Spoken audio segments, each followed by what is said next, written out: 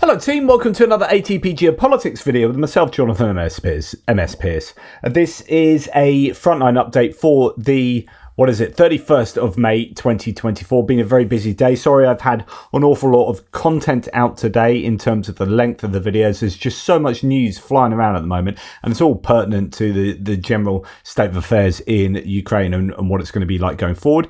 Right, let's get to the Frontline. If you don't know what the lines on my map mean, please check out the key on the map at the moment, on the screen at the moment. Pause the video. Thanks so much to JR, who's done the mapping again today. What an absolute legend.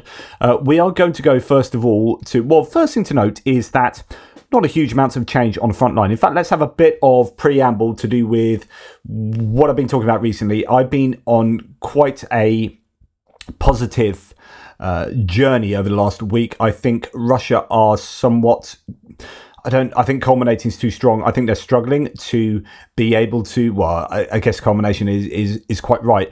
Struggling to be able to commit meaningful numbers to offensives taking a place along the front line to different tactical positions or operational requirements. They have sent 50,000 to Belgorod to attack Kharkiv. There are supposedly 15,000 in Sumy. There are now reports that they are bringing troops from the front line, other areas, although it's a bit unspecified, to Kharkiv to support those attacks. The latest coming out today, Ukrainian General Staff reports that Russian forces have become active again near Lipsy. So Lipsy is one of these areas, the one that's most direct north of Kharkiv. Just here, where the Russians have been stopped. One of the ideas was that they need to get down into Lipsy to give them the ability to hit Kharkiv with regular artillery. The further down south they come here, the more able they are to do that. But the Russians were stopped there, probably because of all the places the Ukrainians realized that this was the most important. They stopped the Russians, and indeed they appear to have done that. So there is that. Now, that it appears now that the Russians are trying to pick up attacks around there or momentum in that sector. Recently, their offensive bogged down north of Kharkiv, but apparently they've restarted operations again, says no reports. The Institute for the Study of War has a few interesting things to note. One of them is that senior Ukrainian military officials reported that Russian forces are transferring forces to northern Kharkiv Oblast from other sectors of the front line, indicating that the Russian military continues to prioritize efforts to draw and fix Ukrainian forces in northern Kharkiv Oblast. The Ukrainian Commander-in-Chief, Colonel Syrsky, and the Ukrainian General Staff reported yesterday that the Russian military is transferring elements of unspecified numbers of additional regiments and brigades from other unspecified areas of the front line and from training grounds to Streletsya Lipsy, so that's the area we were just talking about, and also Vovchansk areas just to the east of there. That's the larger settlement here, Vovchansk. Oh no, where am I? Vovchansk, there we are. That larger settlement there, but also to the Lipsy area. So that tells us that the Russians are struggling if they need to bring in further recruits to the, or further troops, reinforcements to the area. Now, if they were anticipating where they're at right now, they would have those people in reserves already. So the fact that you have to call people from elsewhere that you wouldn't otherwise have called means that things aren't going to plan. I mean, it just seems to be prima facie obvious to me. These would be second echelon troops that would be brought in, and you put that together with the idea that there's very little mechanized equipment being used in this general area. Things are essentially done on foot or with ATVs, motorbikes, and whatnot. It suggests that all is not well for the Russians here. Now, Syrsky reported that the Russian military does not have enough forces in the northern Kharkiv Oblast to conduct a full-scale offensive and break through Ukrainian defences. However, Kharkiv Oblast military administration head also reported that Russian forces are transferring reserves to the Lipsy and Vovchansk directions to draw and fix as many Ukrainian forces in northern Kharkiv Oblast as possible and maintain the current tempo of Russian offensive operations in the area. Now, this goes back to the discussion I've been having with you so many times, which is if you're going to bring 50,000 troops to here, in order to draw Ukrainian troops away, and then get to a situation where those troops have not done a good enough job to gain advantage there at a significant enough level that you'll be drawing more and more Ukrainian troops away from those areas, to the point where you have to draw Russian troops across from those areas, then what the hell is the point of this? Or it really isn't about drawing Ukrainian troops away, because if you're drawing your own troops away, then you're having less of an advantage, a ratio advantage in the areas you're talking about. What is going on? Okay, it could be that you're drawing troops away from areas that are less important to you and from training ground areas. Okay, so if that's the case, then it is back to the admission that things aren't going well. So you may not be drawing troops away from, say, the Avdiivka sector or the Chasiv Yar sector, the Avdiivka sector, or, say, the Krasnohorivka, Novomykhailivka area. It could be that you are drawing troops away from areas that aren't so important to you right now. It might be Kupiansk. It might be maybe some areas from Zaporizhia. Maybe some areas from Dnipro River. You're bringing them to bear here and pulling troops out of training. Okay, if that's what's going on, then things aren't going well. You are still making yourself, your own front lines weaker. It may not be in the key areas you're talking about, but this is just not going very well for you. We can start, before we come on to talk a little bit more about that northern area, just some more general ideas about where the Russians are at, really. So I've been talking about how they are struggling to manufacture enough infantry fighting vehicles and tanks and APCs, etc., etc. Not only that, but they are using up all their stockpiles from these deep stored stockpiles and bases around the Russian Federation, to the point where today I showed you satellite imagery that apparently indicated that they've exhausted their kind of ancillary supply vehicle stockpiles, your bridging, pontoon vehicles, armored recovery vehicles, armored engineering vehicles. There are apparently no stockpiles left of those. We talked about MTLBs being run dry. BMP3s are none of those left. BMP2s and 1s are getting taken down and down and down. Towed artillery is becoming, it's getting used up from those stockpiles, and we're seeing more and more of the D20s, 30s, and even D10s being lost on the front lines here. So there are all these indications that the Russians are using up the stockpiles, but at the same time are not producing at the rates to replace either the stockpiles or those that they're losing on the front line. So we can look at towed howitzers and self-propelled guns that the Russians literally do not produce at the moment. I don't believe there's a single type of those they produce. So they're relying on stockpiles, and as soon as those stockpiles run dry, they are in trouble. We can look at the production numbers for infantry fighting vehicles and tanks and think that they're mainly refurbishing that which is coming out of storage or repairing stuff from the front lines. But actually, brand new tanks, how many are they producing per month? Is that enough, considering what they're losing per day and thus per week and per month? Things, I think, are looking not very good for the Russians on that medium to long-term basis. Then you're looking at the economy. Then you're looking at mobilization. What troops are they getting and where they're getting them from? Are they bringing them from their economy? That's going to hurt the economy. Are they taking them from abroad? That shows that they are desperate for people, but they're also desperate not to hurt their economy and the popularity of the war and Putin internally. So things are just not looking good. Meanwhile, Ukraine are striking all sorts of things at the moment. So they're striking oil depots and oil refineries. They are striking port infrastructure, such as the ability for the Russians to get supplies across the Kerch Straits, because they hit 2 out of the 3 rail ferries here that operate railway carriages and allow them to get across the Kerch Strait when the bridge can't take the weight. The railway bridge can't take the weight of that. So they're doing it by ferry, and Ukraine have just hit them over the last few days. You are seeing air bases get struck. You're seeing supply depots get struck, command and control nodes, all the usual things. The Storm Shadows and Scalps and Neptunes, even Neptune hitting oil depots around Kerch just over the last 24 hours. The Ukrainians are being fairly strategic, systematic with the way that they are taking out the Russian ability to prosecute this war, like bit by bit. ATACMS are being used. We've heard that they've got more HIMARS ammunition than they know what to do with at the moment, or more than they've ever had previously.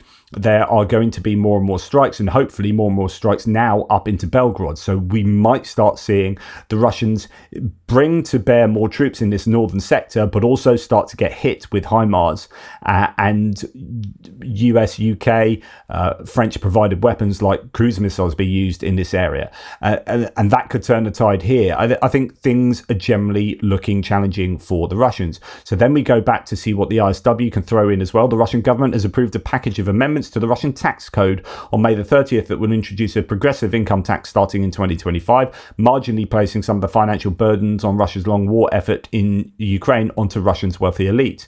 How's that going to go with the elite? Are we going to see people try to get out of Russia? Are we going to see them try and take their money with them? How will that affect the economy? Why would they want to do this if all things were going well? Well, things aren't going well, and that's why they're having to do this. And it goes into detail here, but basically you would only do something like that if things weren't going well for you economically. And so we can conclude that they aren't. Russian President or dictator Putin has continued efforts to address Russia's ongoing demographic crisis as a part of Year of the Family 2024 Domestic Policy Initiative. So he's had a video conference yesterday where with large families from several Russian regions, and basically talking about the fact they need to have loads more kids. Why? Because actually demographics even before the war were not looking good.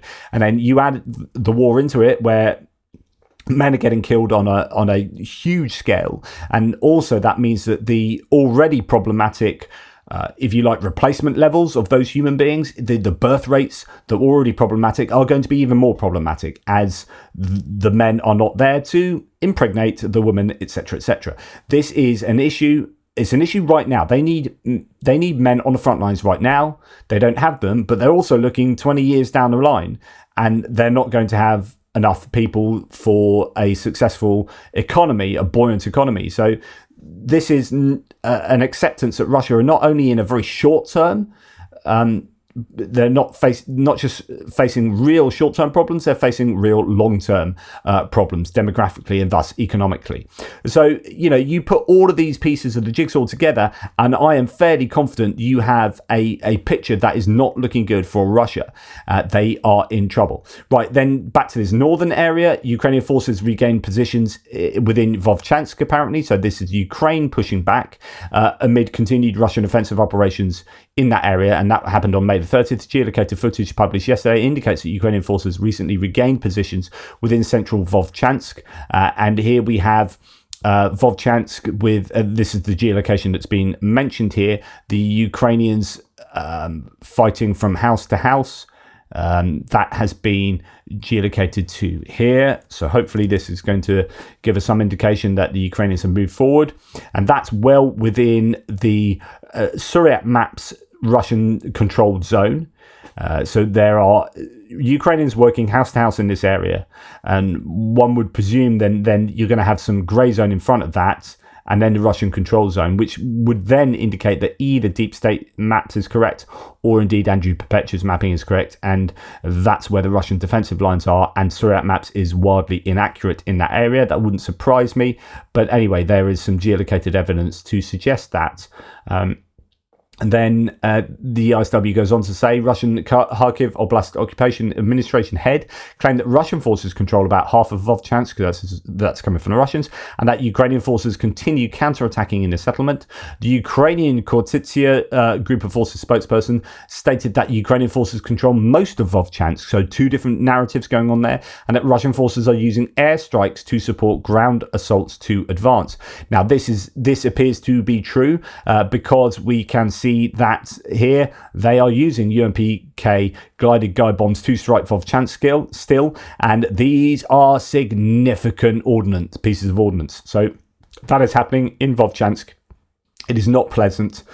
It's very challenging for the Ukrainians, but the Ukrainians are supposedly moving forward, giving the Russians something to think about, which then leads us back into the idea that the Russians are needing to pull in reinforcements into the area because they're being pushed back. Indeed, there's imagery like this. I mean, you can see down there that in Vovchansk, bodies of a Russian assault group filmed from above. While fighting continues, Russian advances in this direction have stalled, and Ukrainian forces have even managed to retake some areas. There is lots of footage to show that it's not going all that well for the Russians there, but it will be tough for both sides when you've got that amount of ordnance dropping out of the sky.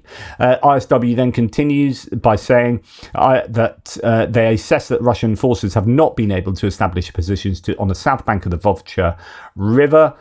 So here we have south of the river, which is along here, comes along there. So they haven't managed to get south of that river. Although Surrey Maps has said they're up to it there and slightly over it, or maybe that's sort of up to it over there. That's probably a little bit charitable, certainly charitable where we were talking about just over here. But they haven't crossed it. Russian sources amplified footage on the 30th, purportedly showing a Russian airstrike destroying a bridge along Soborna Street over the Vovka River in Vovchansk. Of course, that will unfortunately make it very difficult for the Ukrainians to supply their own troops that are operating on the other side of the river. And that's the problem with rivers.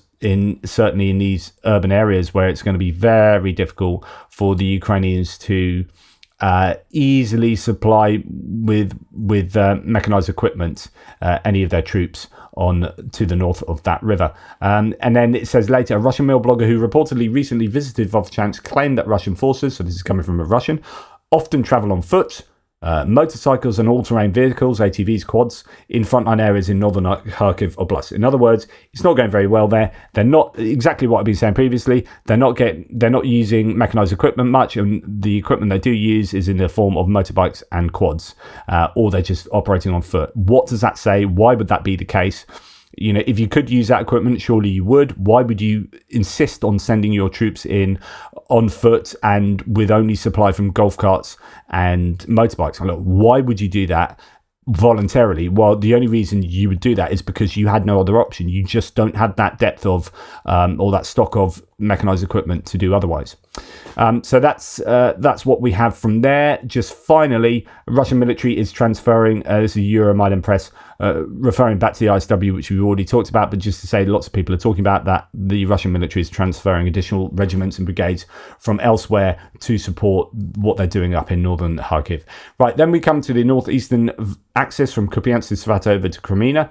No change there at all, according to the mappers in the last 24 hours. Again, illustrating that things are possibly somewhat calmer than one might have expected for this time for a summer Russian offensive period. Seversk, quiet as well.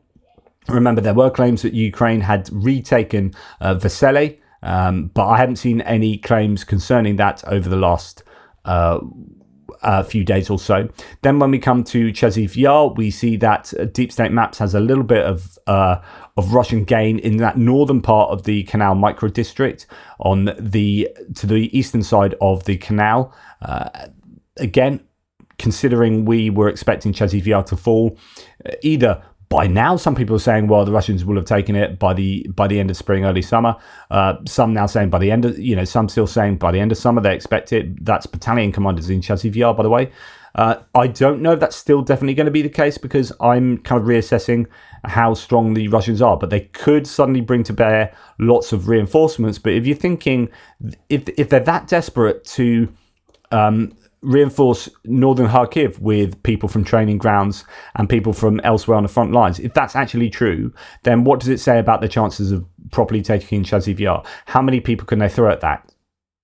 How many extra people can they throw at that? Because they're struggling to do it with what they got at the moment.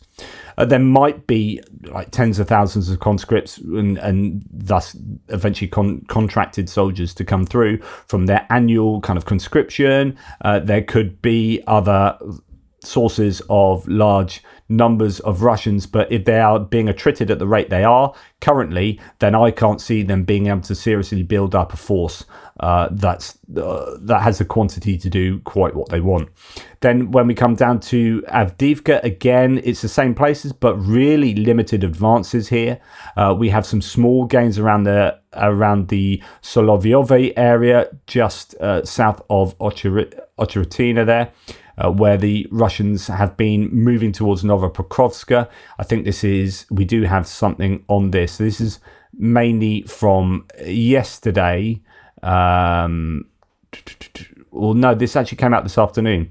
So I wonder whether this is referring to many of yesterday's changes, but also possibly adding some on. I'll need to look at that. See, the timing of that is after JR did the mapping update. Let's look at that. That looks very much like the same mapping we have around there. So I don't think that's adding anything, although this area at the top we haven't previously had. So during the last 3 days, the Russian army made new advances west of Semenivka and northwest of Orlivka and north and southeast of Novopokrovska. In addition, troops began advancing north of Kolovska Reservoir from Netalove. We'll see if we have that. Yep, that's the one that's on there as well. So it looks like this area we already had from yesterday, and that picture had on this and this area of Russian gain just at the northern end of that Avdiivka and the southern end of that Avdiivka salient. So those are small gains, though, for the Russians. On the whole grand scheme of things, this is fairly insignificant. And I'm not trying to minimize the Russian successes here, but it just, if you're talking about how problematic things were looking some time back in terms of the Avdiivka area, it seems to have settled down at least somewhat. There are days where they do take more ground, but remember, with each passing day, the Ukrainians are getting more artillery ammunition from the Czech initiative and from the upscaled production both in Europe and in the US, and with the US PDA, Presidential Drawdown Authority, packages come through, and packages from everyone, Uncle John Cobley and all. The Russians are going to find it increasingly more difficult, and as even we are hearing that more convicts are being recruited, and recruitment, the mobilization is working in Ukraine. I don't know how big that's going to be, but certainly from a defensive point of view, it means that Ukraine will be in a better position going forward than they previously would have been. And so any gains that the Russians are going to make will be more challenging going forward than it was previously, which is exactly why I said the golden period for Russia to make their gains was in the last was probably about a month ago, before the US package came to fruition, and each passing week will become more and more difficult. So the Russians really want to be making all their gains now, rather than any time forward from now. Any time forward from now, and it becomes more challenging for them. It's not that they can't do it, it's that the Ukrainians will be better prepared. And then when we come down to Krasnohorivka, there's a little bit to say. Surat map says, situation west of Donetsk city. During the last hours, the Russian army took control over the city council of Krasnohorivka. Despite earlier reports, in fact, let's put that on the map. That's quite a long coordinate there, but we'll put that on the map and see where that is. And that's inside what Surat Maps already has anyway. So in fact, that's inside what all the mappers have, so I don't think that tells us particularly much. Despite earlier reports of the capture of this building, it appears that Russian troops only managed to consolidate control a few hours ago. Fighting continues along Centralna and Sumska streets with no discernible change. Ukrainian army manages to hold its positions despite the loss of the eastern defences. So, no change to the mapping there. That doesn't really tell us anything new. Yep, they're holding up a sign in that building, but that building was under Russian control, as according to all the mappers anyway. So again, rather static there. It's not to say there isn't vicious fighting taking place in all of these locations, but that there is no overall gain or momentum for the Russians, and that's good news for the Ukrainians. Novomykhailivka, Mariinka staying stable. Velika Novosilka stable, which is good news because the Russians have had some joy in the Staromyrska area over the last week. And then a very small gain inside Robotina for the Russians, as according to Deep State Maps. This is quite interesting because Surat Maps claimed ages ago that because the MND claimed it, the Russian MND claimed it, that Russians had full control over Robotina. Straight away, the Ukrainian, and this doesn't happen that often, but the Ukrainian commander in the area said, well, this is a load of bollocks. We still operate here. The reality is that this is a grey zone. It's a flattened area. it's going to be very difficult to actually have meaningful control. It's a bit like Klishchiivka up near Bakhmut, that there's nowhere to hide there particularly. So, you can say you control it, but we might not actually be there apart from the very northern areas, the Ukrainians, but you certainly don't control this in any meaningful way. It's just a wasteland. Now, that doesn't matter to Syriac maps. They'll happily just draw red lines on there and say, well, yep, we control all of that.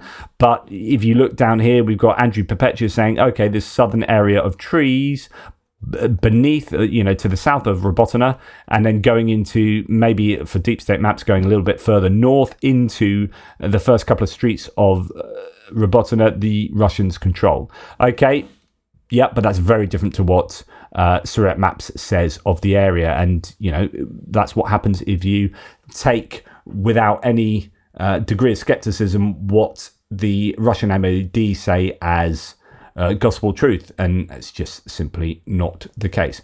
Then we can come down to Krinky and the area around here. I'm just going to turn off the contested lines. That gives us an indication of of where the grey zone is, as according to Andrew Perpetua. So we have 2 blue lines there. I'm going to turn that off because around this section of the river where there are all sorts of islands, it gets a bit confusing. Right, so Krinky, no change to the mapping here. I really don't know what's going on in Krinky. It's all a bit confusing. FPV drones are still working there. So what's this referring to? We'll go to the Institute for the Study of War. So there's no, I'm not bothering dropping into any of the other areas. I think what I've said already covers what the ISW say here, but this is interesting. So Russian forces recently marginally advanced on the left bank of the Dnipro River amid continued positional engagements in the area yesterday. Geolocated footage published yesterday indicates that Russian forces recently marginally advanced north of Dnipryani. And this is apparently the geolocation for that, and this is, well, there are a number of different geolocations there. So these are FPV drones from the Ukrainians hitting Russians. So that's to say Russians are here, and this supposedly shows an advance. Now, I don't quite understand this, because when you're talking about Dnipryani, the Ukrainians aren't there. They haven't, as far as I was aware, they haven't really been there. That the Russians are being hit by FPV drones, to me, doesn't really indicate that Russian forces have advanced. Like this is Russian controlled territory, according to all the mappers. So I don't quite understand.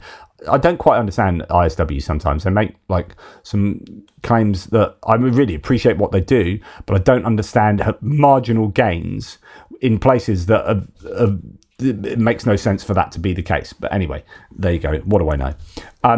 Another area where they have been hit by Ukrainian FPV drones is there, and I assume the third geolocation would be fairly similar to that. But nonetheless, Ukrainians are hitting Russians in that area. I wouldn't say that at all indicates marginal Russian gains. If anything, it indicates that the Ukrainians are putting pressure on Russians, and that might indeed be more likely grey zone than Russian control. So almost the opposite of what they say. But hey, again, what do I know? Russian forces also conducted assaults on the left bank of Kherson near Krinky and Oleshki Sands. I couldn't get a geolocation on that because of the footnote. One of the links didn't quite work and the other one didn't work at all. There's a Facebook one that seemed to be now deleted, broken.